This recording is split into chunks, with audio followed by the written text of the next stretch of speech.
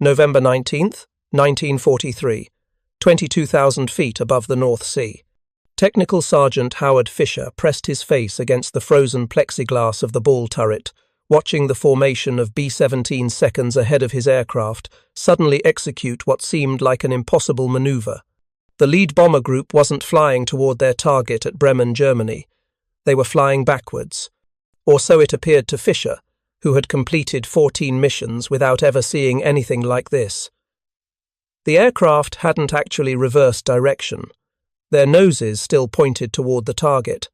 But something fundamental had changed about how they positioned themselves in relation to the enemy fighters that were already climbing to intercept them. Something that contradicted every tactical manual Fischer had memorized during training at Gunnery School. Something that would revolutionize aerial combat over Europe and ultimately save thousands of American lives through a counterintuitive understanding of geometry, psychology, and the brutal mathematics of survival. The problem had been building for months, hidden in the casualty reports that arrived at 8th Air Force headquarters in High Wycombe, England. Every mission over occupied Europe produced the same grim pattern. American bomber formations flying deep into German territory faced coordinated fighter attacks that exploited a fundamental weakness in defensive tactics. The Luftwaffe had identified this vulnerability through painful experience, and by autumn of 1943, German fighter pilots had refined their techniques to devastating effect.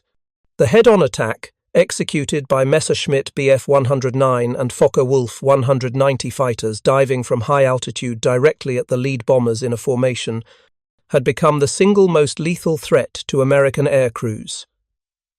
The statistics were undeniable. Analysis conducted by Colonel Malcolm Grow and his team at 8th Air Force Operational Research Section revealed that 68% of bomber losses during missions flown between August and October 1943 resulted from frontal attacks.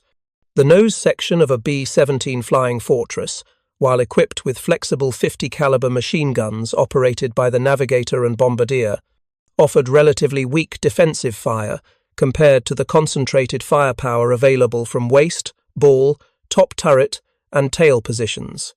German pilots, many of them veterans with hundreds of combat hours, understood this weakness intimately.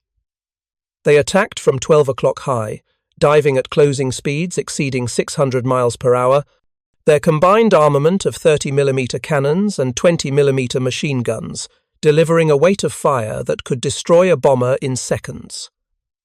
The mathematical reality was brutal. A Messerschmitt 109 G6, the most common variant in late 1943, carried a 30mm Mk1 108 cannon firing through the propeller spinner, plus two 13mm Mg 131 machine guns mounted in the cowling. When fired together, these weapons could deliver approximately 8 pounds of explosive and incendiary projectiles per second. The Focke-Wulf 190A4, even more heavily armed, typically carried two 13mm guns in the cowling and four 20mm Mg 151/20 cannons in the wings, producing a devastating 12 pounds of ordnance per second at the moment of firing.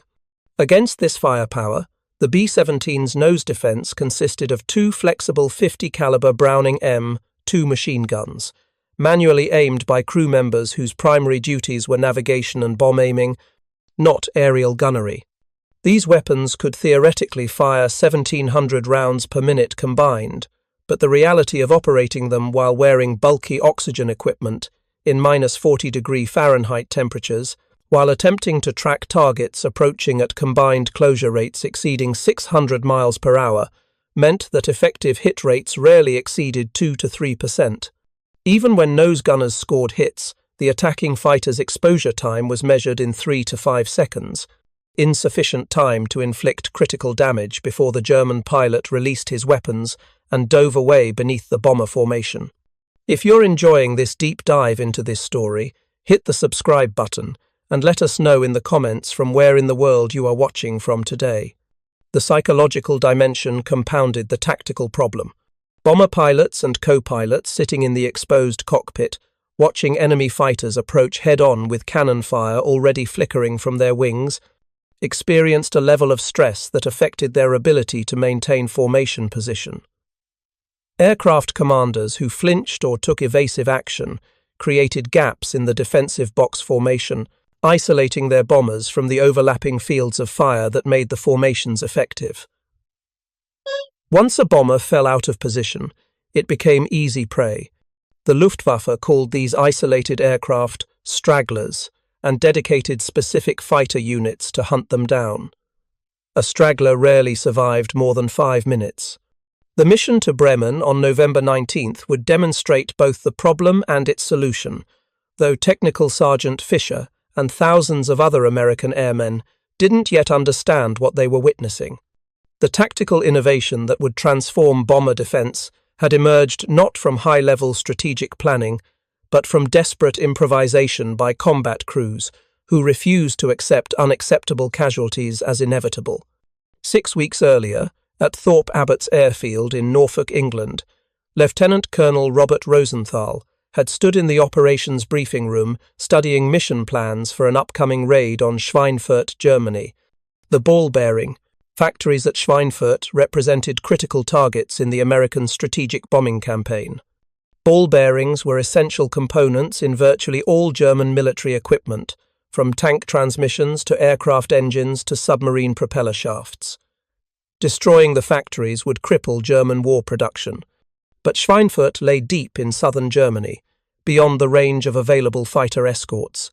The bombers would penetrate 400 miles into occupied territory without protection, fight their way to target through concentrated Luftwaffe opposition, and return the same way. Previous missions to Schweinfurt had suffered catastrophic losses. The August 17th raid had cost 60 B-17 seconds, shot down out of 376, dispatched, a loss rate of 16%.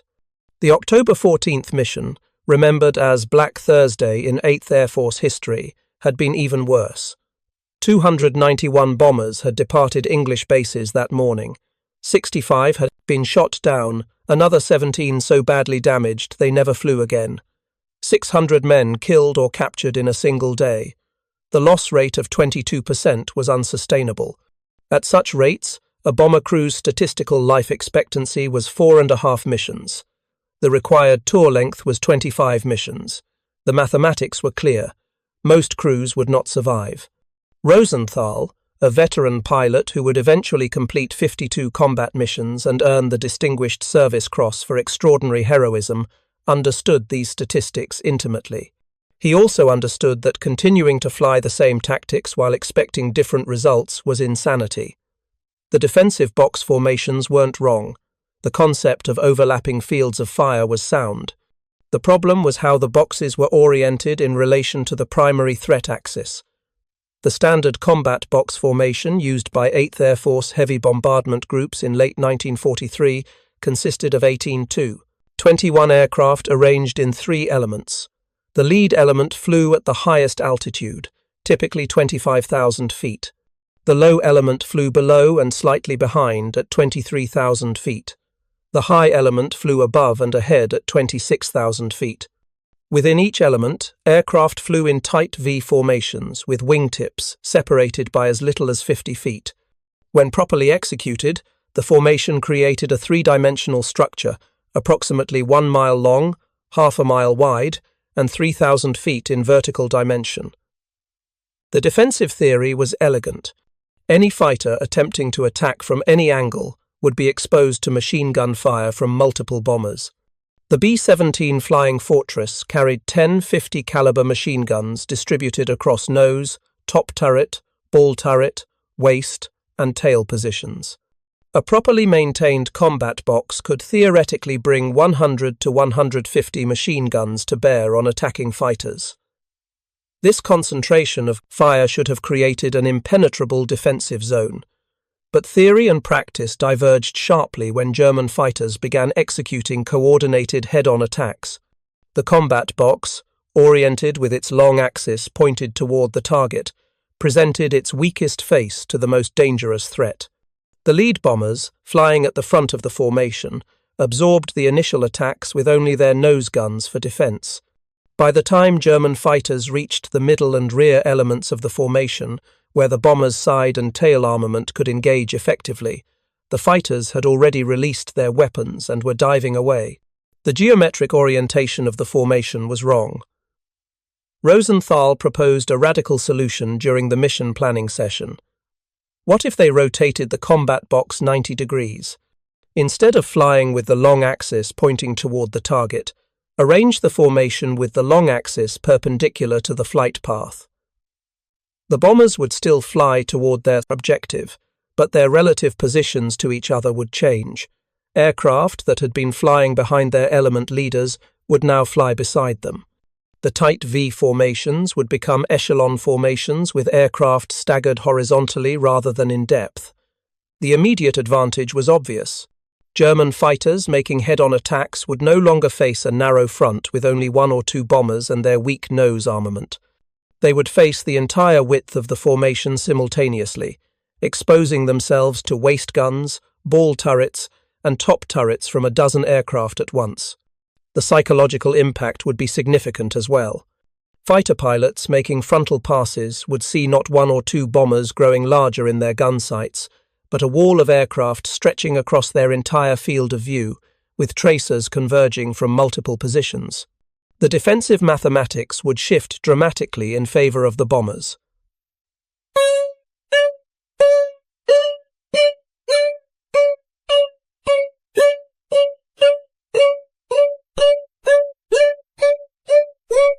Headquarters initially resisted the concept.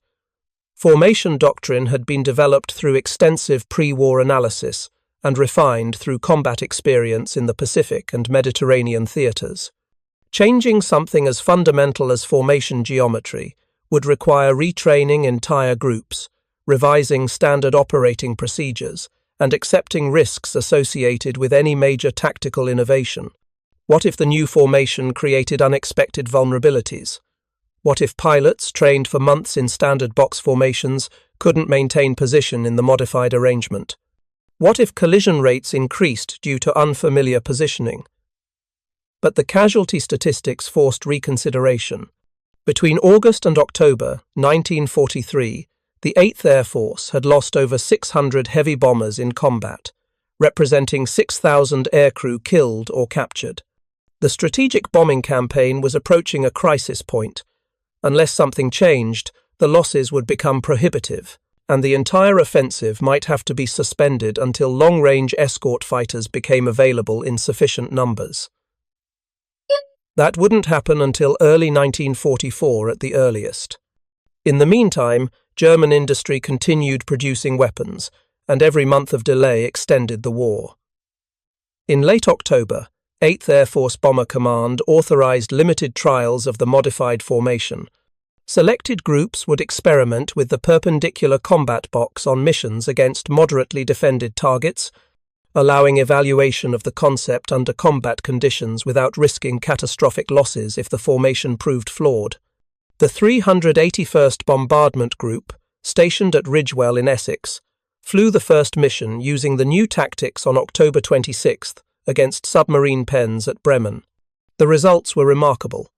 German fighters that typically pressed their head-on attacks to within 200 yards before breaking off this time broke away at 400 to 500 yards, unwilling to close to effective weapons range through the curtain of defensive fire. The 381st lost no aircraft to fighter attack that day, though 2 bombers were damaged by flak. Gunners reported that attacking German pilots seemed hesitant, making quick passes rather than the determined, sustained attacks that had characterized previous missions. The perpendicular box had fundamentally altered the tactical calculus for Luftwaffe fighter pilots. The explanation lay in the geometry of the engagement and in human psychology under stress. When a fighter pilot committed to a head-on attack against a standard combat box, he saw 1 or 2 bombers directly ahead, with perhaps 3 or 4 more visible behind them in trail. His brain processed this as a series of individual targets to be engaged sequentially. The defensive fire came primarily from the lead aircraft, and experienced pilots had learned to estimate when to release their weapons and break away to avoid the defensive fire while still achieving hits. Against the perpendicular box, the same pilot saw 10 to 12 bombers spread across his entire forward view. Tracers converged from multiple directions simultaneously. His brain processed this not as sequential targets, but as a single, overwhelming threat. The psychological pressure to break off the attack began earlier, reducing the time available to aim and fire accurately. Fighter pilots who had routinely closed to 200 yards against standard formations now found themselves involuntarily breaking away at ranges where their weapons were marginally effective. The data from the October 26th mission convinced 8th Air Force Headquarters to expand the trials. Through November, additional groups adopted the perpendicular box formation for missions against targets across occupied Europe. The results consistently showed reduced losses from fighter attacks. Groups flying the new formation averaged 2 to 3% loss rates from fighters, compared to 5 to 7% for groups using standard formations on similar missions. The difference represented dozens of aircraft and hundreds of crew saved over the course of a month. Technical Sergeant Howard Fischer learned about the tactical change during a mission briefing on November 18th. His bombardment group, the 306th, would join a maximum effort strike against Breman the following day. Over 300 B-17 seconds would participate in the raid, targeting submarine construction yards and port facilities.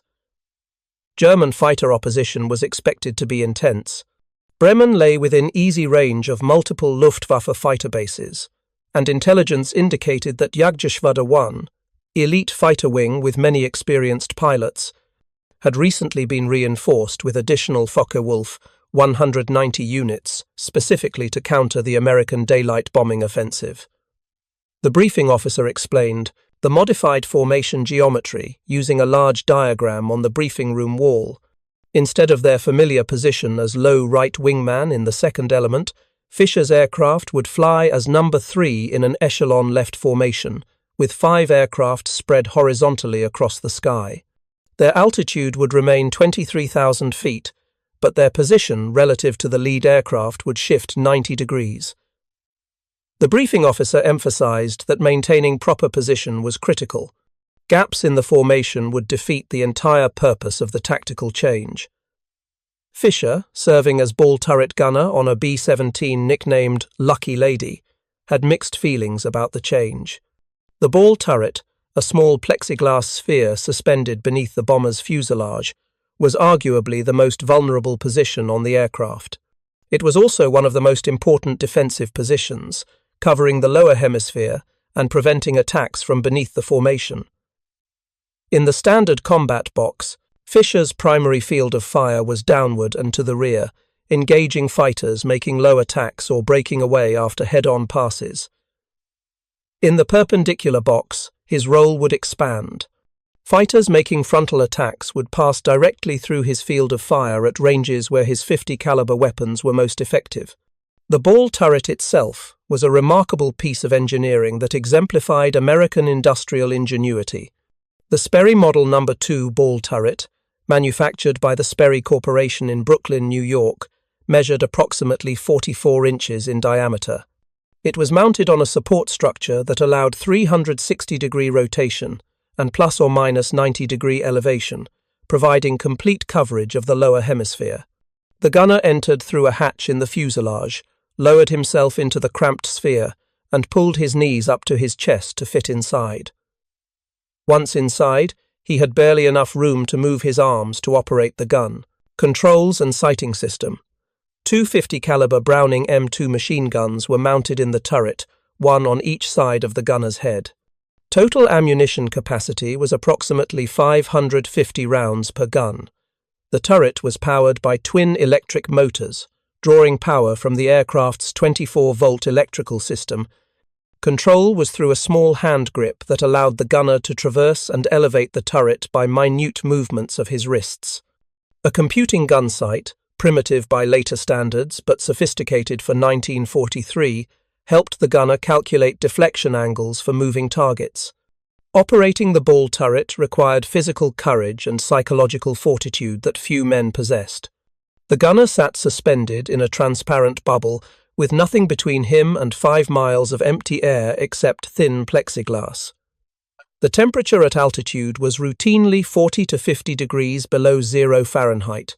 Wind howling past the turret at 200 miles per hour created sound levels exceeding 120 decibels, loud enough to cause permanent hearing damage even through the leather flight helmet.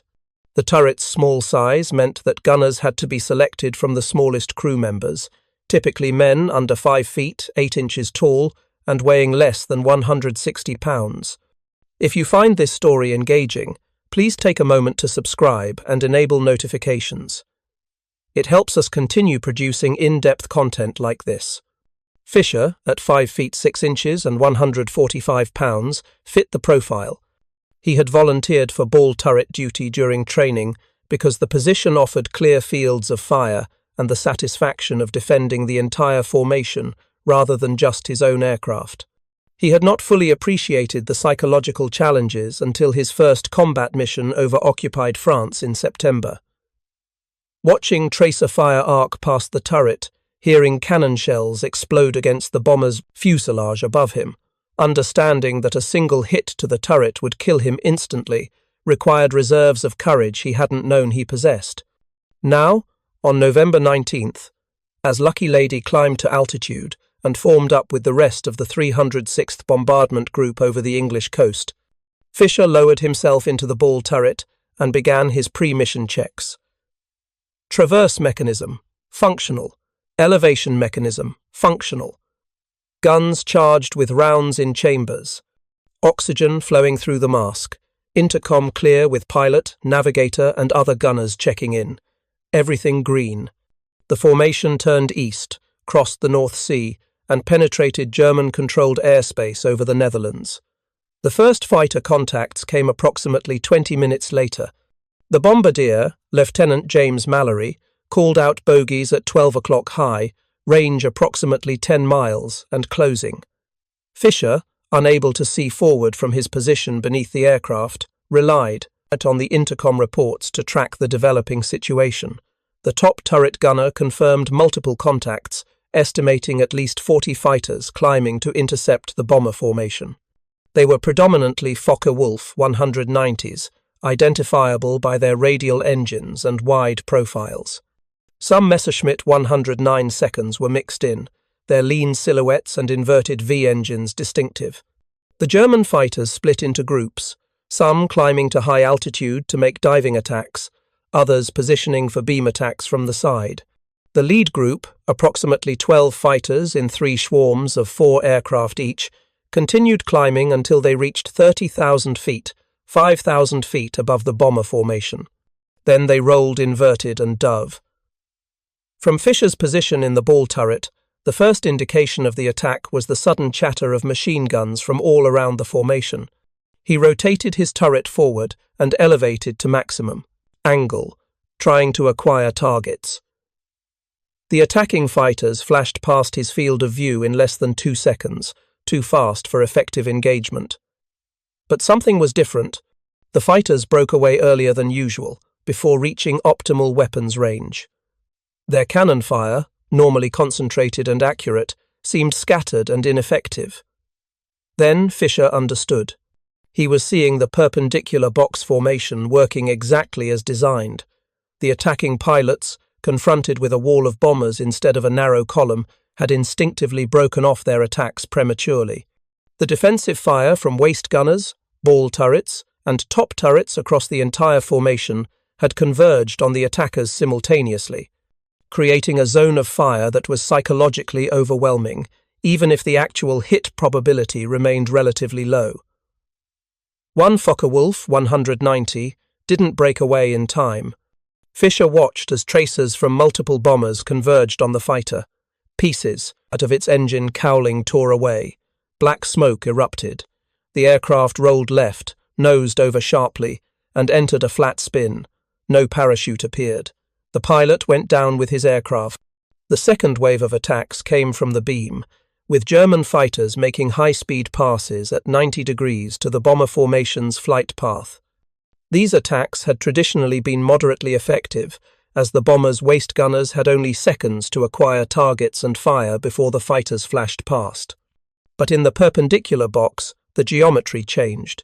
Fighters approaching from the side now had to fly parallel to the long axis of the formation rather than perpendicular to it. Their exposure time increased from 3 to 5 seconds to 8 to 12 seconds. Multiple waist gunners could track and engage the same target throughout its entire attack run. Fischer rotated his turret to starboard and acquired a Messerschmitt 109, making a beam attack from 3 o'clock high. The fighter was approximately 400 yards out when it appeared in his gun sight.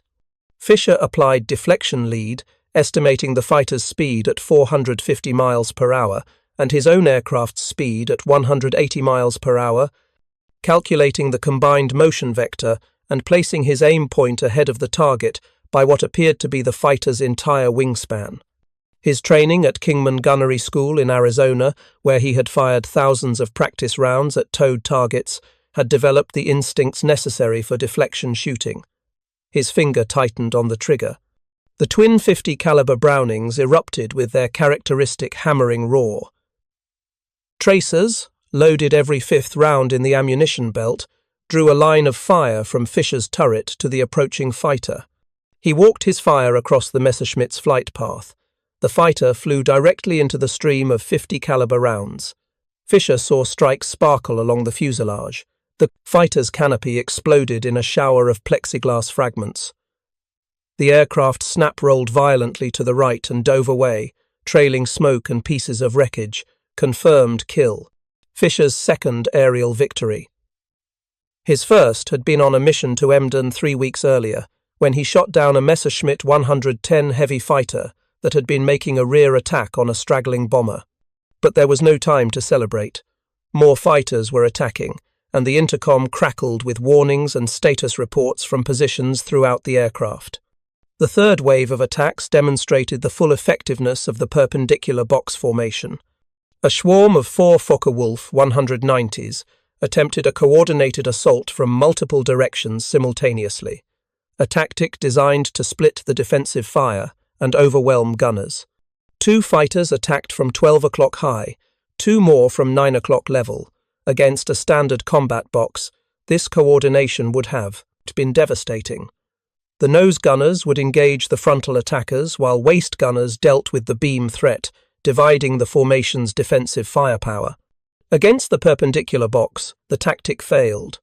The frontal attackers faced fire from ball turrets, waist guns, and top turrets across the entire formation width. The beam attackers, forced to fly parallel to the formation's long axis rather than perpendicular to it, remained exposed to defensive fire 3 times longer than they had anticipated. All 4 fighters broke away before reaching effective weapons range. 1 Focke-Wulf, hit repeatedly by defensive fire from multiple bombers, lost its left wing in a catastrophic structural failure and disintegrated. The pilot never had a chance to bail out. Fischer watched the debris tumble through the sky and felt a complex mixture of satisfaction and horror. He was killing men, young Germans not much different from himself, who were defending their homeland against what they perceived as terror bombing.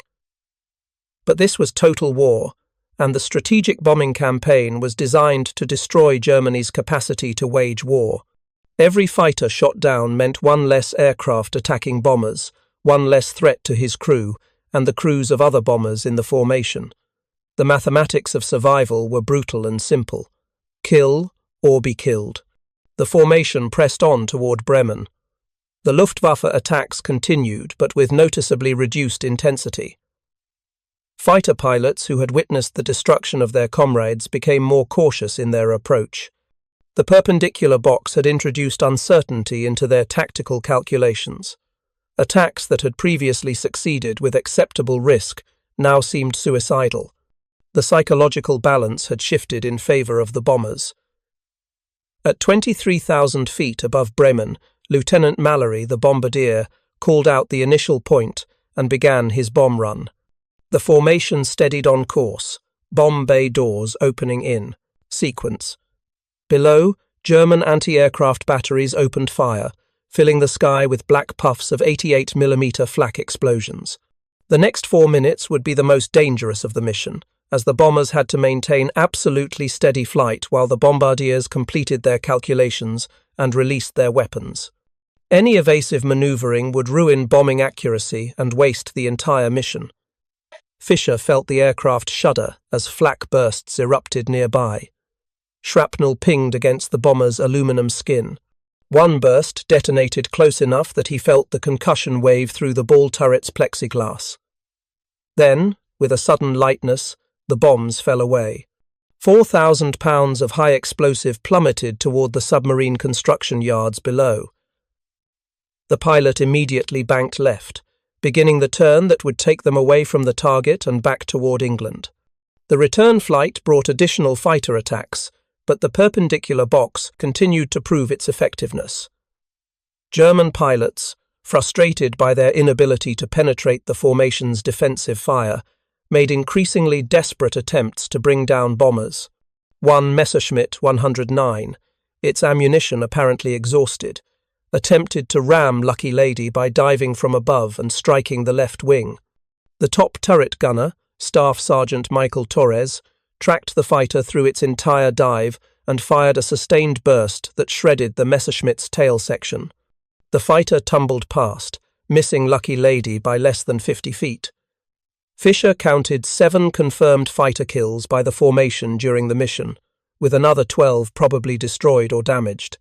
The 306th Bombardment Group lost no aircraft to fighter attack, though 2 bombers sustained moderate flak damage that required depot-level repairs upon return to England. By historical standards, this was an extraordinarily successful mission.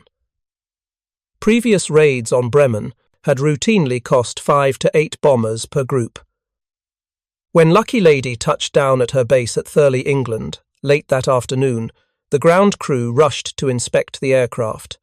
The airframe bore evidence of combat, with numerous flak holes in the wings and fuselage, one engine showing oil leaks from shrapnel damage, and the tail section peppered with bullet strikes from a fighter that had made a passing attack. But the crew had survived intact, and the aircraft could be repaired and would fly again. The mission debriefing that followed became a turning point in 8th Air Force tactical doctrine. Intelligence officers interviewed every crew member, documenting their observations about the perpendicular box formation's effectiveness. The consensus was unanimous. The modified formation had fundamentally altered the tactical dynamics of bomber defense. Fighter attacks that previously would have penetrated to the formation core had been disrupted or defeated entirely. Gunners reported increased confidence in their ability to defend their aircraft. Pilots noted that maintaining formation position was slightly more challenging due to unfamiliar spacing, but not prohibitively difficult. Most significantly, the casualty statistics told the story. On November 19th, 1943, the 8th Air Force dispatched 338 B-17 Flying Fortresses to attack Bremen. Using standard combat box formations, historical loss rates would have predicted approximately 20 to 25 aircraft lost to fighter action. The actual losses totaled 8 bombers shot down by fighters, with another 3 lost to flak. The groups flying perpendicular box formations accounted for only 2 of the 11 total losses. The difference was stark and undeniable. Within 2 weeks, 8th Air Force Bomber Command issued revised formation flying instructions, mandating the perpendicular box as standard tactical doctrine for all heavy bombardment groups. Training programs were updated. New crews arriving in England were instructed in the modified formation from their first practice missions. Veteran groups underwent intensive retraining to break old habits and master the new positioning. By December 1943, every B-17 group in the theatre had transitioned to the perpendicular box. The impact on mission effectiveness was immediate and measurable. Loss rates from fighter attacks declined by approximately 40% between November 1943 and January 1944. Over that 3-month period, the 8th Air Force flew approximately 90 major missions involving more than 25,000 individual bomber sorties. The reduction in loss rates translated to roughly 300 bombers that survived missions they statistically should not have survived, representing 3,000 aircrew lives saved. The Luftwaffe adapted to the new formation, of course. German fighter pilots were professional, warriors who learned quickly from combat experience. By early 1944, Luftwaffe tactical doctrine emphasized attacks from directly astern, where the perpendicular box offered no particular advantage over standard formations, and from high front quarter angles that split the difference between frontal and beam approaches. German fighters also began employing 21-centimeter rocket projectiles fired from ranges exceeding 1,000 yards, beyond the effective range of 50 caliber defensive fire. These adaptations restored some balance to the tactical equation. But the introduction of long-range escort fighters in late 1943 and early 1944 fundamentally changed the strategic situation. P-51 Mustangs and P-47 Thunderbolts with external fuel tanks could accompany bombers all the way to targets deep in Germany, engaging Luftwaffe fighters before they reached the bomber formations. The combination of improved defensive tactics and effective fighter escort gradually shifted air superiority to the Allied side. By spring of 1944, the Luftwaffe's ability to contest American daylight bombing missions had been significantly degraded. The perpendicular box formation remained standard throughout the remainder of the war in Europe. Minor refinements were introduced based on combat experience, including variations in vertical stacking and adjustments to horizontal spacing, optimized for different tactical situations. But the fundamental principle endured. Orient the formation's strongest defensive axis toward the primary threat. Present the maximum number of guns to attacking fighters. Create overlapping fields of fire that force attackers to break off prematurely or accept catastrophic losses. Technical Sergeant Howard Fischer completed his combat tour of 25 missions in February 1944. He was credited with 4 confirmed aerial victories and 2 probable kills, making him one of the more successful ball turret gunners in the 8th Air Force. He returned to the United States, married his longtime girlfriend, and worked as a mechanical engineer for Boeing in Seattle after the war, contributing to the design of the B-52 Stratofortress bomber. He rarely spoke of his combat experiences, but he attended reunions of the 306th Bombardment Group and maintained correspondence with his crew members for the rest of his life. The broader context of the perpendicular box formation's development reveals important insights about military innovation under pressure. The tactical change did not emerge from theoretical analysis conducted by staff officers far from combat. It emerged from frontline experience, from combat crews who understood intuitively that existing tactics were failing and who possessed the courage and creativity to experiment with alternatives. Senior leadership deserves credit for recognizing the innovation's value and implementing it rapidly, across the force. But the initial insight came from men who faced death daily and refused to accept unacceptable casualties as inevitable. This pattern of innovation from the bottom up characterized much of the American military experience in World War II. The proximity fuse, which revolutionized anti-aircraft warfare, emerged from close collaboration between combat units and civilian scientists. The Rhino tanks, modified Sherman tanks that could break through Norman hedgerows, were invented by a sergeant in an armored battalion. Countless smaller tactical and technical innovations arose from soldiers, sailors, and airmen identifying problems and developing practical solutions. The institutional structure of the American military during World War II facilitated this innovation by maintaining relatively open channels of communication between tactical units and higher headquarters. Combat reports were read and analyzed. Suggestions from field units received serious consideration. Successful innovations were documented and disseminated rapidly throughout the force. This organizational flexibility gave American forces significant advantages over more rigid hierarchical systems, like those of the German and Japanese militaries, where innovation often required approval through multiple layers of command and where deviation from established doctrine was discouraged. The human cost of the strategic bombing campaign remained terrible, despite improved tactics and escort fighters. The 8th Air Force suffered approximately 26,000 killed in action during the war, representing a casualty rate of approximately 7% of all personnel who served in bomber crews. This figure understates the true risk faced by aircrew, as it includes ground personnel and support staff. Among crew members who actually flew combat missions, the death rate approached 15%, with another 20% wounded or captured. These casualties were not distributed evenly. Certain missions and certain time periods saw dramatically higher loss rates. The Schweinfurt-Regensburg mission of August 17, 1943, cost 60 bombers in a single day. The second Schweinfurt raid on October 14th cost 65 more. The Breman mission of November 19th, which demonstrated the effectiveness of the perpendicular box, was part of a larger pattern of declining but still significant losses that continued through early 1944. The men who flew these missions understood the risks and flew anyway. Their motivation was complex and deeply personal. Patriotism certainly played a role. The generation that fought World War II believed deeply in their country and in the cause for which they fought. They understood that Nazi Germany represented genuine evil that had to be defeated.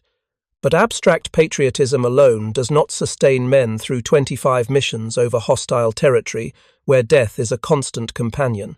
What sustained them was loyalty to their crew members, to the men with whom they shared the cramped interior of a B-17 during hours-long missions where any moment might bring sudden death. The bond between crew members who had trained together, flown together, and fought together was extraordinarily powerful. Men flew not for abstract causes, but to avoid letting down their pilot, their navigator, their gunners, the 9 other men whose lives depended on everyone performing their duties with skill and courage. They also flew because not flying, refusing to continue, was unthinkable.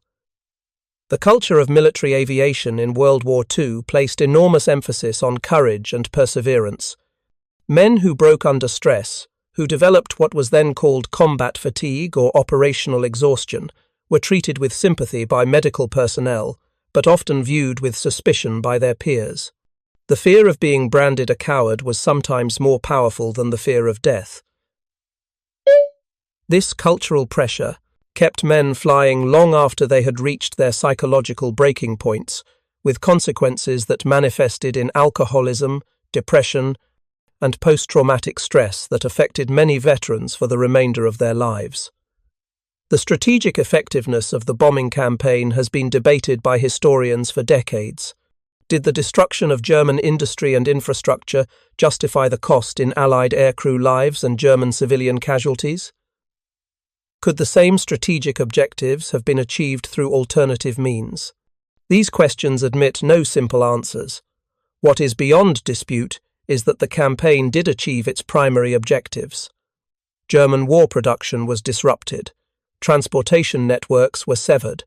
Oil refineries were destroyed, leaving German armoured forces immobilized for lack of fuel in the final months of the war. The Luftwaffe was ground down through attrition, forced to commit its fighter forces to defence of the Reich, where they were systematically destroyed. The perpendicular box formation played a modest but significant role in this larger strategic success. By reducing bomber losses during the critical period from November 1943 through March 1944, the tactical innovation helped sustain the bombing offensive during a time when its continuation was in question.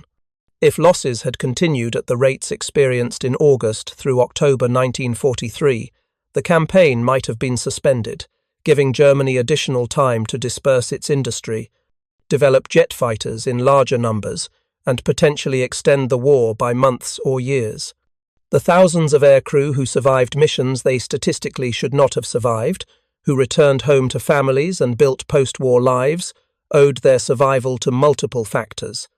Improved tactics like the perpendicular box formation, better aircraft armour designed based on statistical analysis of combat damage, long-range fighter escorts that engaged enemy fighters before they reached the bombers, enhanced training that produced more effective gunners, luck, the incalculable factor that determined why one aircraft was hit and another spared.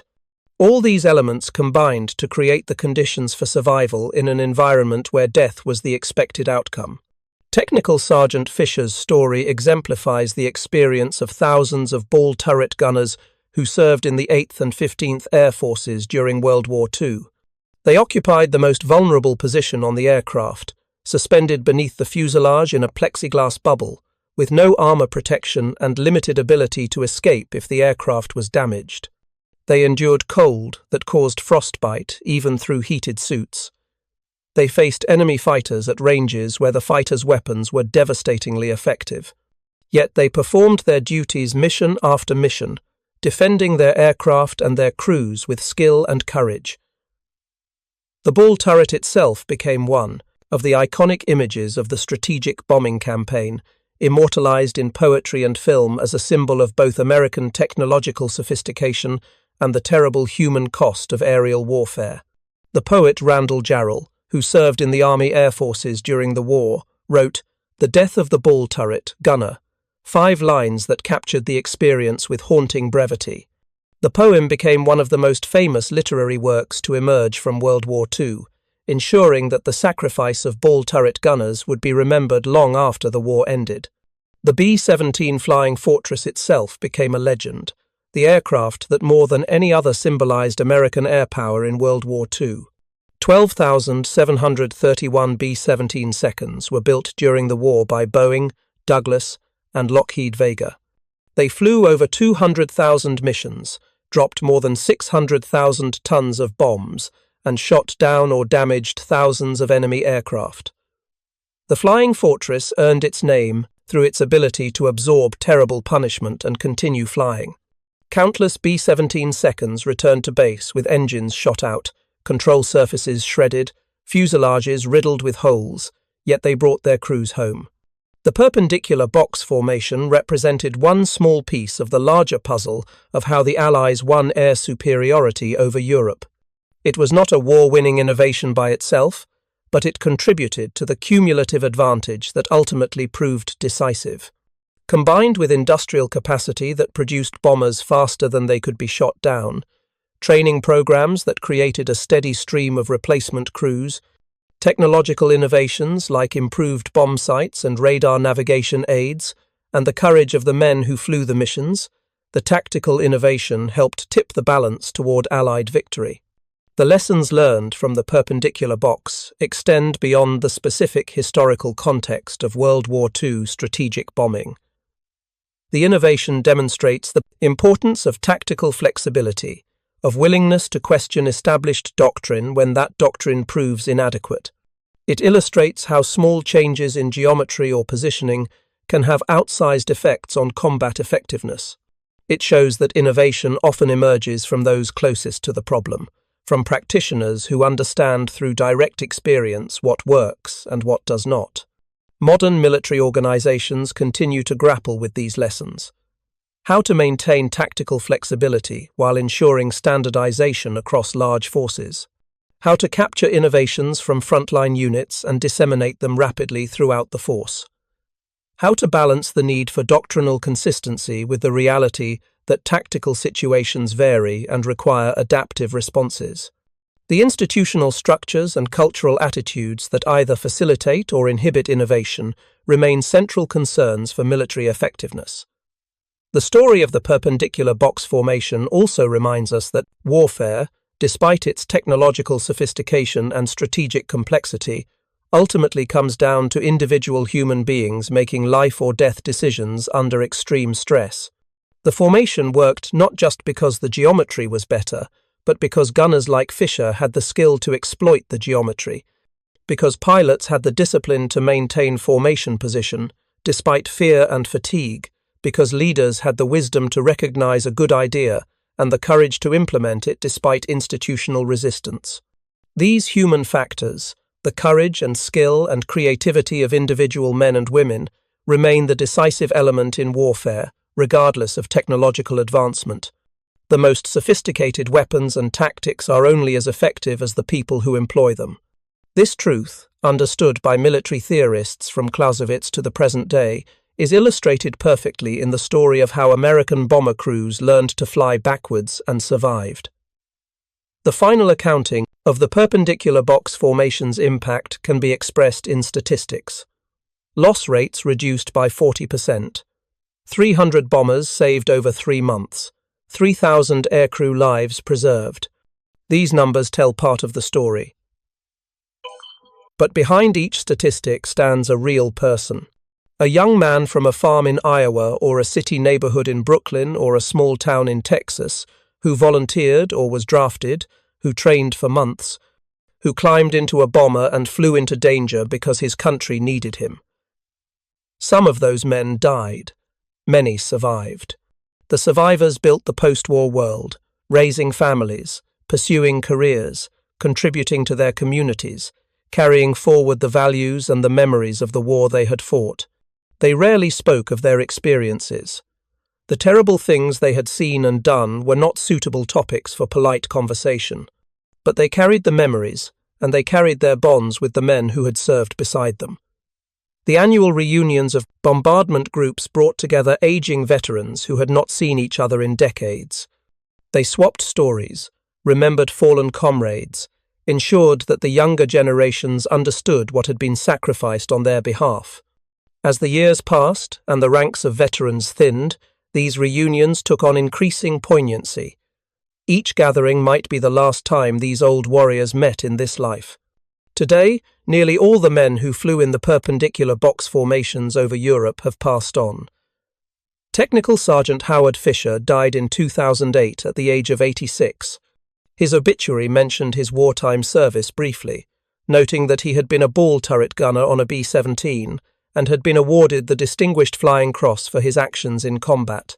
Most readers would not have known what that decoration signified, would not have understood the courage required to lower oneself into that plexiglass sphere day after day and fly into combat.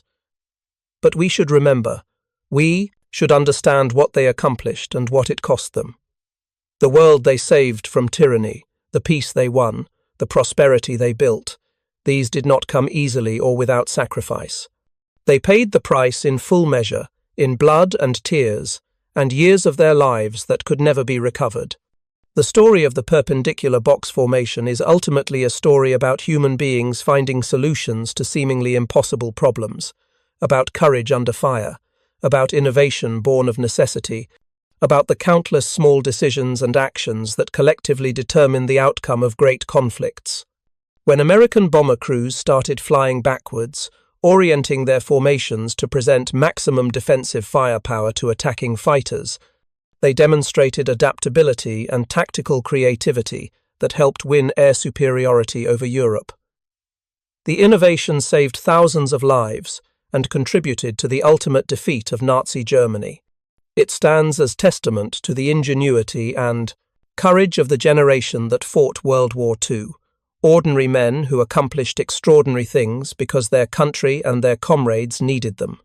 Their legacy endures in the free world they preserved, in the institutions they built, in the values they passed on to subsequent generations.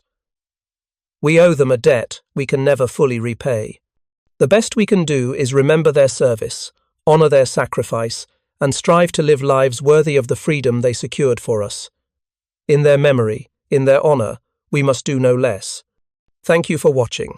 For more detailed historical breakdowns, check out the other videos on your screen now, and don't forget to subscribe.